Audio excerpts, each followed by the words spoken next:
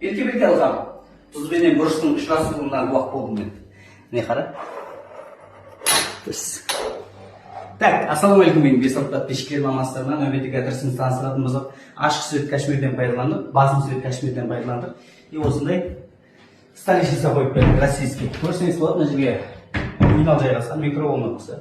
Астында неге тандем, мына жерде мантрасан, мына жерде кардосын орнатып бердік. Бұл да тандем механизмінде қойылған. Бұл да тандем механизм. Қаспиып салатын бар. Вичкеге көрбедеміз, нағарам неге. Ошын болып тұрды, бері қарап шығып тұрған жоқ. Мына жерге сенсор осындай орнатып бердік. Бұл ішілерін көрсеңіз болады. Кең ішілері, қымбат бақалы пасталарын қойып, мына жерде мойканы арзылысын болады. Үйе әртүрлі заттарын болады.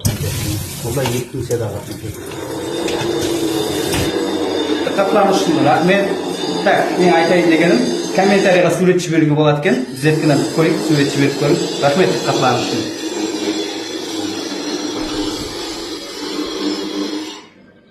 Еркебек алғам, тұзбенен бұрыштың ұшырасуына уақ болдым мен. Не қара? Так, ассалаумағалейкум, мен Бесалт подписчиктер мамастарынан нөбеттік адресін таныстыратын болсақ, ашық свет кашмирден пайдаландық, басым свет кашмирден пайдаландық. И осындай столешница қойып бердік, российский. Көрсеңіз болады, мына жерге минал жайғасқан микроволновкасы.